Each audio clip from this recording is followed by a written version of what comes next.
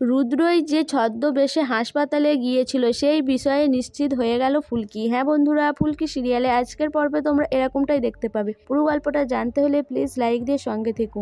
শালিনী রুদ্রকে বলে যে রুদ্রদা, তুমি কিছুদিনের জন্য গা ঢাকা দাও, যেভাবে সবকিছু সামনে আসছে জানি না কবে তোমার মুখোশটা খুলে যাবে। তখন রুদ্র বলে যে আমার বিষয়ে তোমাকে ভাবতে হবে না, তুমি নিজের বিষয়টা ভাবো আর কিছু একটা করো, অনেক দিন তো হলো কিছুই করছো না। এরপরে শালিনী বলে যে ঠিক আছে। এদিকে রোহিত রুদ্রকে বলে যে এই সব বিষয়ে যাতে খোঁজ খবর নেয়। এরপরে যখন অংশুমান বলে যে এই সবের পেছনে রয়েছে রাজাবাবু, আর রাজাবাবুকেই যদি আমরা ধরতে পারি তাহলে সব কিছুই সামনে চলে আসবে। এটা শুনেই রুদ্র ভয় পেয়ে যায়। রুদ্র ভাবে যে তার আর এক নাম তো রাজাবাবু, সেটা তো কেউ জানে না, আর এটা যদি সামনে চলে আসে তাহলে তো সব কিছুই শেষ। এরপর ফুলকিও ভাবতে থাকে যে এই সবের পেছনে কে রয়েছে, তাকেই বা কে মারতে চাইছে। তার বারবার রুদ্রকে সন্দেহ হয়, কিন্তু কিছুতেই সে বুঝতে পারে না যে এটা কি করে সে প্রমাণ করবে। এই বিষয়ে ভাবতে থাকে ফুলকি। এরপরেই ফুলকি যখন সবার জন্য চা করতে চলে যায় তখনই লাবু এসে বলে যে ফুলকি সরো, আমি করে দিচ্ছি। তখন রুদ্র এসে লাবুকে বলে যে আমি সবার জন্য খাবার আনতে যাচ্ছি, এসে আমি চা খাবো। এরপর রুদ্র যখন জল খায় তখন তার গালের স্টিকটা খুলে যায়, সেটার দিকে তাকিয়ে থাকে ফুলকি। এদিকে রুদ্র মনে মনে ভাবে যে ফুলকি এইভাবে আমার দিকে তাকাচ্ছে কেন, কারণটা কি। তারপরে রুদ্র গালে হাত দিয়ে দেখে যে তার কাটা জায়গার স্টিকটা খুলে যাচ্ছে।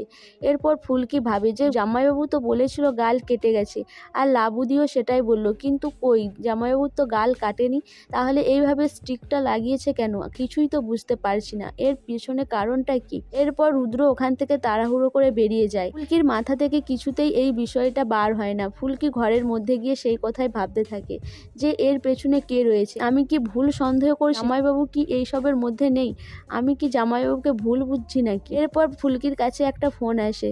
ফোন আসাতে ফুলকি দেখে যে ভম্বলদা ফোন করেছে। ভম্বলদা জানায় যে গ্রামে যে যাত্রাপালাটা রয়েছে সেখানে ফুলকি পার্বতীর অভিনয় করে, আর ফুলকি যদি এবারে না আসে তাহলে ওর যাত্রাটা বন্ধ হয়ে যাবে। এই কারণেই ফুলকিকে ভম্বলদা বলে যে তাড়াতাড়ি যেন সন্ধ্যাবেলা ফুলকি চলে আসে। ফুলকি যখন ভম্বলদাকে বারণ করতে যাবে তার আগেই ভম্বলদা ফোন কেটে দেয়। ফুলকি ভাবে যে সে কি করবে। সেই সময় তমাল, পিয়াল আর ধানু এসে হাজির হয়। ধানু ফুলকিকে জিজ্ঞাসা করে যে কি কারণে ফুলকি চিন্তিত। তখন ফুলকি জানায় যে তাদের গ্রামে পুজোর উপলক্ষে একটা যাত্রাপালা হয়, আর সেখানে ফুলকি পার্বতীর অভিনয় করে, কিন্তু স্যার তো তাকে সেখানে যেতে দেবে না, তাহলে সে এখন কি করবে। তখন পিয়াল বলে কেন, ফুলকি দাস তো সবসময় পালিয়ে বেরিয়েছে, আজকেও পালাবে।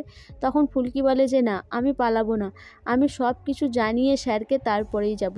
সেই সময় রোহিত চলে আসে। রোহিত বলে কে কোথায় পালাচ্ছে। তখন ফুলকি বলে যে না স্যার, আমি পালাবো না, আমি গ্রামে যাত্রাতে অভিনয় করব, আর সেই জন্যই আমাকে আজকে গ্রামে যেতে হবে। কিন্তু রোহিত না করে দেয়। রোহিত না করে দেওয়াতে তখন তমাল, পিয়ালারে সবাই রোহিতকে জোরজবস্তি করতে থাকে। তখনই রোহিত রাজি হয়ে যায়। এরপর ফুলকিকে নিয়ে পিয়াল, তমাল আর ধানু গ্রামে যায় যাত্রা করার জন্য। তাদের যাত্রায় অভিনয় করার জন্য লোক কম পড়ছে। সেই সময় ভম্বলদা পিয়াল আর তমালকে দেখে, তার দিকে বলে যে এরাই আজকে নন্দী ফিরিঙ্গি সাজবে, কিন্তু তমাল আর পিয়াল কিছুতেই রাজি হয় না। ফুলকি বলে যে তমালদা, পিয়ালদা, তোমাদের করতেই হবে, এরা তো বিপদে পড়েছে, তুমি বুঝতেই পারছো। এরপর ফুলকি তার দিকে অভিনয়ের পাঠগুলো সব বুঝিয়ে দেয়।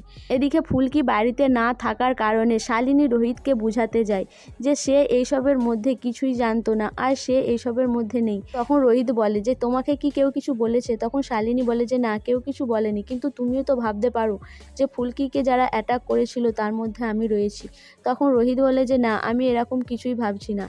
এরপর শালিনী রোহিতকে বলে যে তোমার সাথে কি আমি বেরোতে পারি, আর তুমি যেখানে যাচ্ছ আমি তোমাকে নামিয়ে দেবো, আমার তোমার সাথে অনেক কথা রয়েছে। এরপর রোহিত বলে যে ঠিক আছে। ফুলকি তমাল আর পিয়ালকে সাজতে দেখে সে নিশ্চিত হয়ে যায়। ফুলকি কি বুঝতে পারবে রুদ্র সেদিনে ছদ্মবেশে ওই হাসপাতালে গিয়েছিল ছেলেটিকে মারতে। তোমাদের কি মনে হয় অবশ্যই আমাকে কমেন্ট করে জানাবে, আর আমার ভিডিওটা ভালো লাগলে প্লিজ সাবস্ক্রাইব করে দিও, আর লাইক, কমেন্ট, শেয়ার করো।